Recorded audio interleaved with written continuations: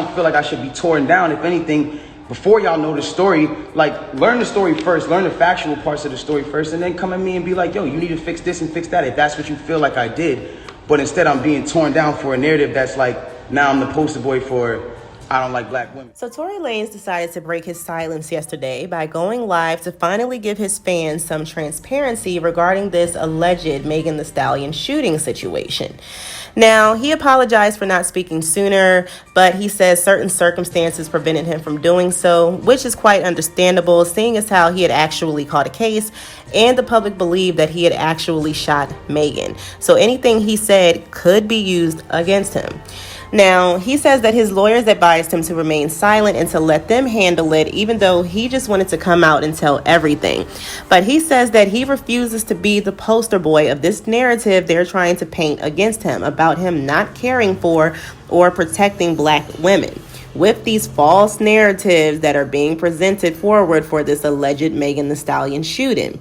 Now, he also states that he is not trying to bash Megan whatsoever because he still considers her a friend. He realizes that she's been going through some things since losing her family, and she's vulnerable right now and may not be thinking clearly, especially having certain people in her ear. And he also can't be advocating for the protection of black women and then be bashing one at the same time. And that's why he's been moving the way he has, but he can't just sit back and let them try and tear him down with these lies. So before we get into Tory's live, the first thing that I want to do is go over the facts of this situation one more time, because there seems to be a lot of misinformation floating around that's being reported as fact that is absolutely not true. And if we want the facts of this situation, we have to go with the actual police report that was put forward. Now, outside of that police report, we all know for a fact that Kelsey, Megan, Tory were all at Kylie's house for a pool party on July 12th. Sometime after this pool party, we know that there was some arguing that occurred. A gun went off. The police were called. They pulled over Tory's vehicle. They searched the car. They found the gun. They arrested Tory for having a concealed weapon in a car. Now, let's stop here for a second, just because I've seen a lot of people claiming that the reason he was originally arrested was because he shot the gun. That is not the reason why Tory was arrested. It is a felony in California for you to drive around with a firearm in your vehicle that is loaded, not locked away, and unregistered. That is why he was originally arrested and charged for having a concealed weapon in the vehicle. Now, after this, we know that Megan was transported to the hospital by police with a foot, not feet, but foot injury that she said she sustained from glass. Now, all of that is fact. Now, let's get into the speculations of this situation. So the biggest speculation that we have out right now is whether or not Megan was really shot. So let's get into that. According to the Shade Room and the LA Times, they have both seen the medical records from Cedars-Sinai Hospital. And in those medical records, it says that Megan was admitted to the hospital with a gunshot injury, and she was treated with debridement and irrigation for the shrapnel that they found in her left heel. They determined her ready for discharge the next day, and they gave her medicine and let her go home. So what that says is that clearly, as we already know, a gun went off. Now, a bullet did not enter Megan's foot. It was only shrapnel. Shrapnel happens when a bullet hits something and explodes. So those pieces, the fragments of the shell casings, is what entered Megan's foot. So she did not suffer multiple bullet holes to her foot or her feet, period. So this is where we start to have a problem with Megan's stories. Megan came out on July 15th and said that she had suffered multiple gunshot wounds and she underwent surgery to remove the bullets. Then she said she got shot in both feet. The bullets didn't hit bones or fragments. Then she said that she had got the stitches took out of both of her feet 2 weeks before she celebrated WAP. Then when she went live to say Tory did it, she said the doctor said she had bullets in one foot and bullet fragments in the other. Now, even though it's common for a victim to lie and deny certain things when it comes to situations like these, I don't think it's ever okay for them to over-exaggerate the details. How did we go from 1 foot to 2?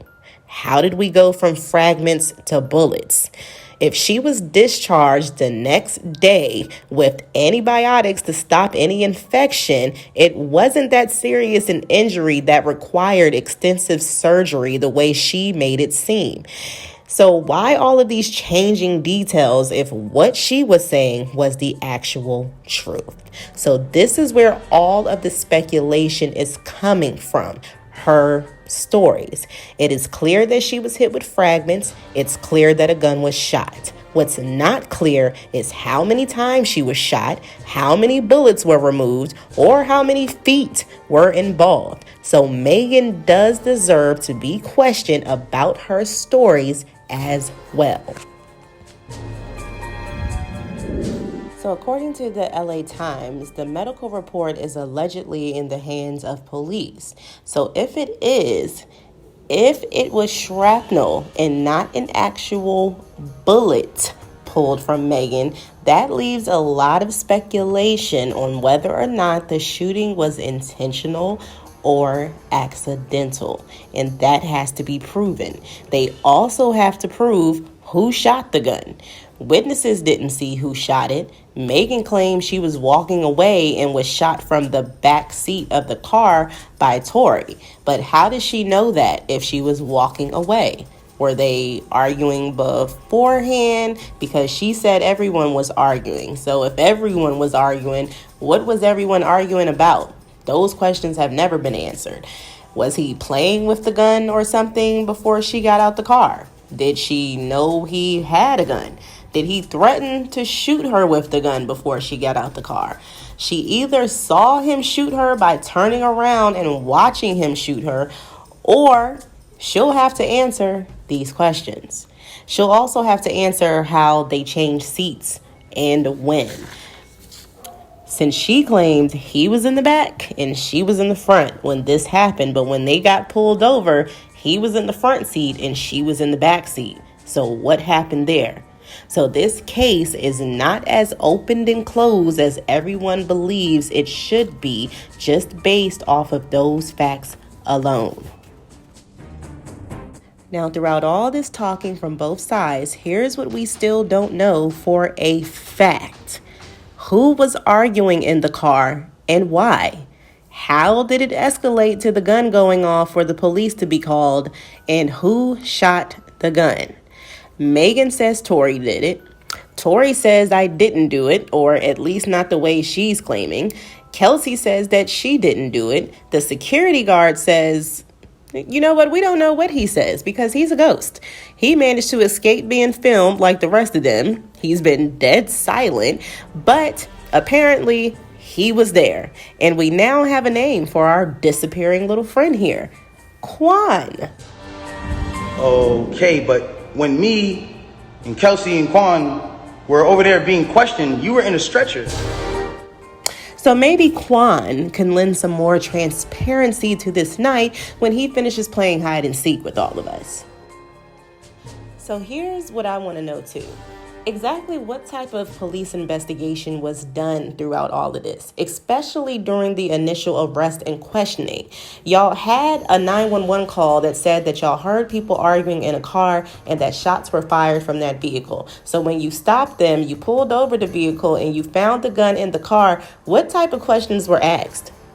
How is it that y'all don't have any statements from Megan, Tory, Kelsey, the invisible security guard? Where are the statements that they made at the scene when you arrested and stopped them and detained them and questioned them? Did you ask them anything? Did you ask them what they were arguing about? Did you ask them why they were letting off shots from the vehicle? Did you ask them, did they shoot at anybody? Like, what was done, asked, said, what happened here? Because it's amazing to me how all we have is that y'all conducted a stop, y'all searched the car, y'all found the gun, you arrested Tory, and you took Megan to the hospital with a foot injury. That's it. That's all that's out there. It's interesting. Now, the last thing I'm going to say before we get into this live is that, interestingly enough, I don't ever hear any mention from Tory on whether or not he shot the gun during this live, whether it was intentional or not. He repeatedly states that he didn't do what she's stating and pointing out flaws in her statements, but he never actually says what happened or who did it.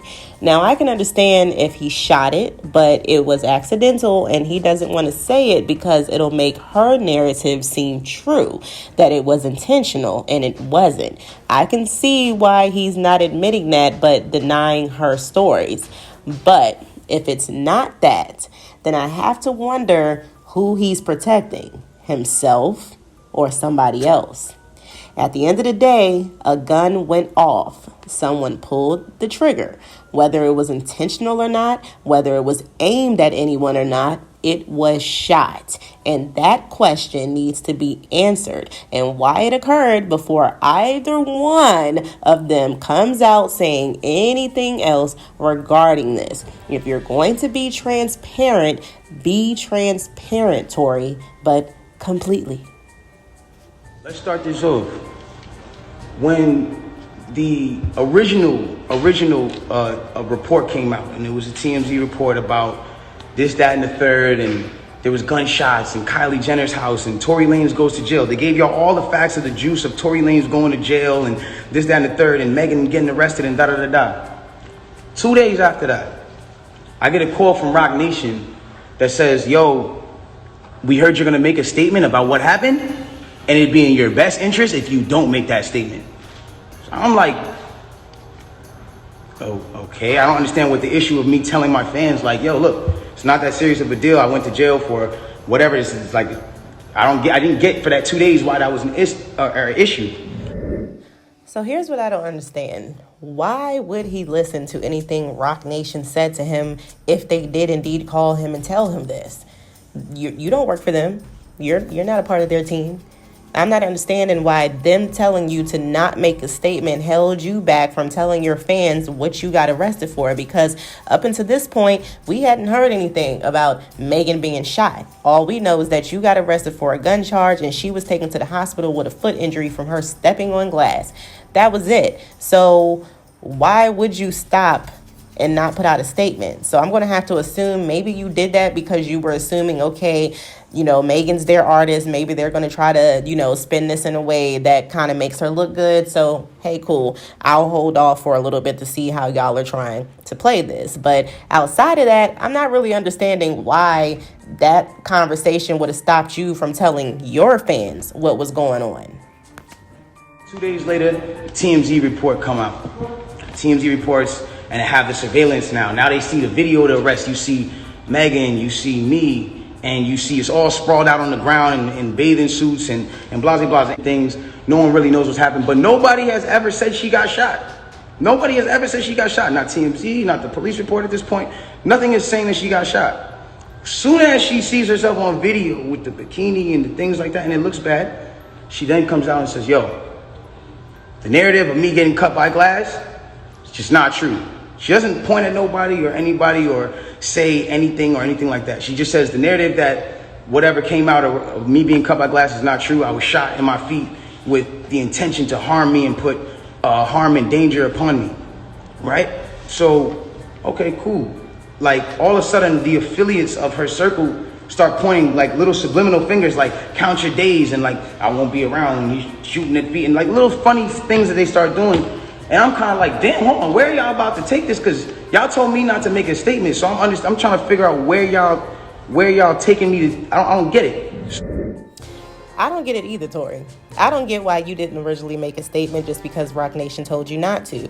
I'm not understanding why you keep pointing out the original reports that stated that she said she stepped on glass and everything said it was a glass injury until she came out making this statement saying that she has suffered multiple gunshot wounds as somebody was intentionally trying to harm her. And you're just sitting here like, okay, cool, as if all right, her changing the story was nothing, because you do realize she just went from glass to gunshot wounds, and that doesn't seem to be raising no alarm bells. But what seemed to raise alarm bells was when they started pointing at you as possibly being the shooter. That's when you started wondering, oh, okay, well, wait a minute, what's going on here? So here's what my question is. Did you know she had been shot, or did you think it was a glass wound as well? Because you don't really seem to have no reaction to the part where she changed her story. You seem to have a reaction to her pointing at you. So Tory goes on to talk about how after this, Megan goes live on his birthday with all her jewelry on. Now, he says that he acts like he was getting ready to go into detail about what this meant, but he never actually goes into detail about what this means. He basically says it's just something between them two that them two understand. And once again, Tory, I'm going to say this, if you're going to come out and claim to be transparent, please be completely transparent, because this part just keeps confusing everybody. What does her going live on your birthday with all her jewelry on mean exactly? Did you buy her that jewelry? Is that why that's upsetting you? I'm just curious. Furthermore, maybe he has a point here, because I do find it interesting that Megan decided to wait specifically until his birthday to go live and add on parts to the story, because this is when she all of a sudden claimed that she was now shot in both feet. So I don't know. Maybe there's something there to that. Maybe she was throwing some shots at him on his birthday. Who knows? I don't know. Anyway, he goes on to talk about how she was responding to every little thing on social media. So what I took from what Tory was trying to say here is that because Megan is not used to being the butt of jokes, she's not used to all of this negativity coming at her, not used to people not believing her, or whatever the case may be.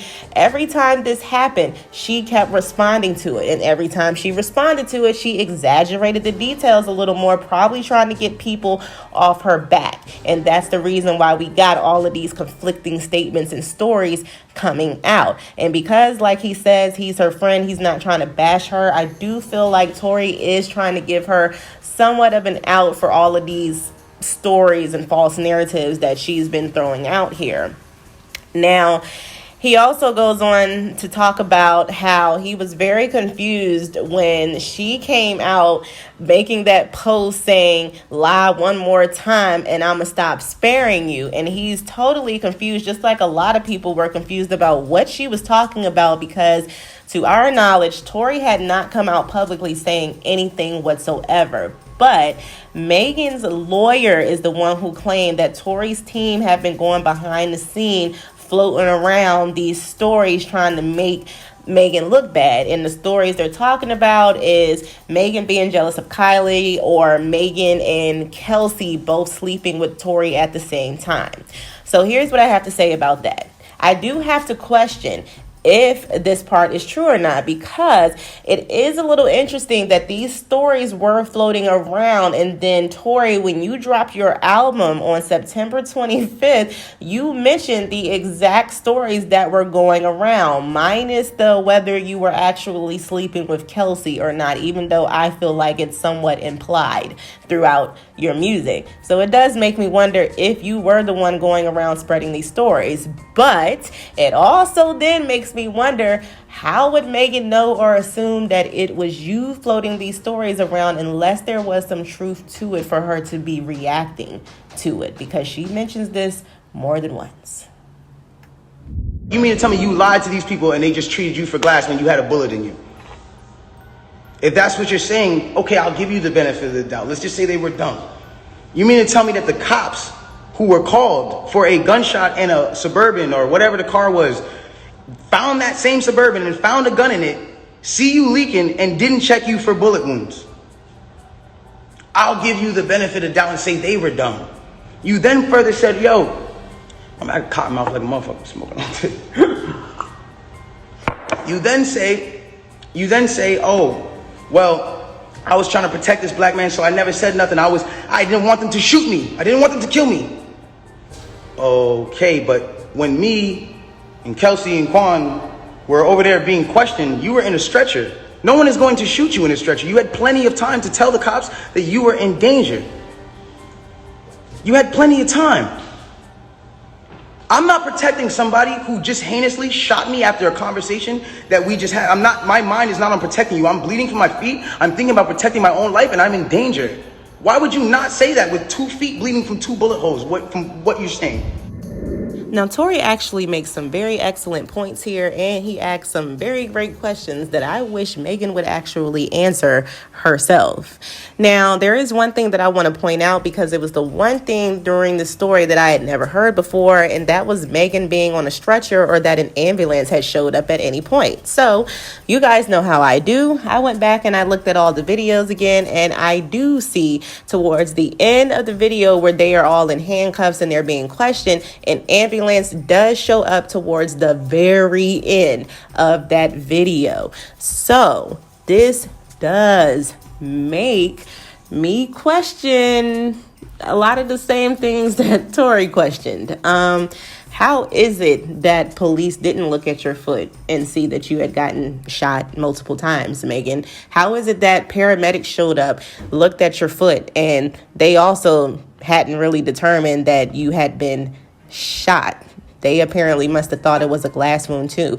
And the other thing I'm confused about is whether or not they were the ones who took you to the hospital, or was it the police? Because you said that the police transported you to the hospital, but if the ambulance showed up, why didn't they take you to the hospital? So that leads me to question her statement she made about how the police officer was still questioning her at the hospital, trying to detain her. Why would they be trying to do any of that when they had already detained Tory at the scene and you were being transported to the hospital for an injury? What would they be trying to detain you for when they detained the person with the gun? And that's why they were there in the first place. So that doesn't make no sense to me. So I would like to know if she was transported to the hospital on a stretcher in a paramedic van, or the police took her like she said. And this is just another thing I want to point out. Megan, it is you and your statements that have people questioning everything. And as far as you being shot or not, let's say that the medical report is right and that you had fragments, you had shrapnel in your foot. Shrapnel is not whole bullet, sweetheart, and that means that the bullet did not enter your foot or feet, so you were not technically shot. So we have to prove that this actually was an intentional and malicious crime based off the information that we have so far. And you did not help that by coming out making all of these conflicting statements, because you have come out and claimed that you were shot in both feet. You're going to have to prove that. Since you said that Tory shot you from the back seat of the car, but we see him being taking out the front seat of the car, how did that work out? Because you came out the back, not the front too. So there's a lot of conflicting things being said here that makes this case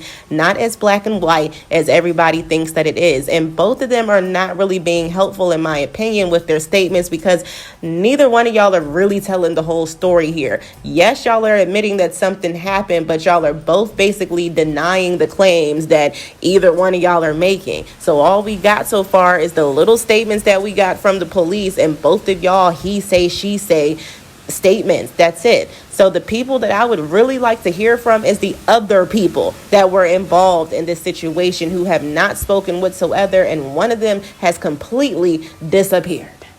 That's all I want. So with that being said, I want to thank all of those who tuned into this video. I want to send a special shout out to all of those who stayed around until the end of the video. Please don't forget to like, share, and subscribe to this channel, and I will see you guys later. Goodbye.